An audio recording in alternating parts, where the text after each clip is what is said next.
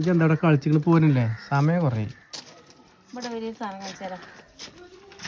നമ്മളെ വീട്ടിലുണ്ടായ ഒരു കായാണിത് കേട്ടോ.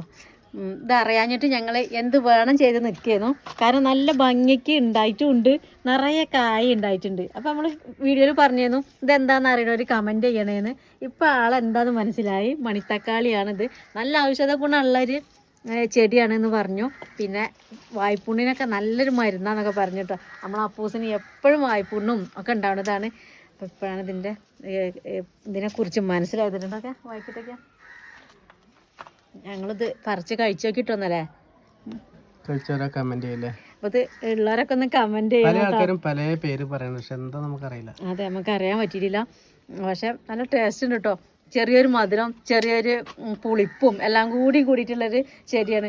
അപ്പൊ ഞാൻ രാവിലെ വന്ന് നോക്കിയത് ഇതിന്റെ കായ പഴുത്തോന്നത് തന്നെ കഴിക്കാൻ ആകാംക്ഷയുണ്ട്. ഇപ്പൊ പുറത്ത് പോകാൻ നിൽക്കാം ഞങ്ങൾ കേട്ടോ. അപ്പൊ അപ്പൂസിനോട് ഞാൻ പറഞ്ഞു പഴുത്തതുണ്ടെങ്കിൽ നമുക്ക് കഴിക്കാലോ എന്ന് പറഞ്ഞിട്ട് വന്ന് നോക്കിയതാണ്. രാവിലെ ചെറിയൊരു കളറിലേ കണ്ടുള്ളൂ. ഇപ്പൊ കുറച്ചുകൂടി കളറായിട്ടുണ്ട്. അപ്പോൾ അല്ലെങ്കിൽ ചവർപ്പുണ്ട് നാവിന് കേട്ടോ. ചുരിദാർ അടിപൊളിയാണല്ലോ. ചുരിദാർ അടിപൊളിയല്ലേ. അതെ, വേണ്ടവർക്ക് വാങ്ങാട്ടോ.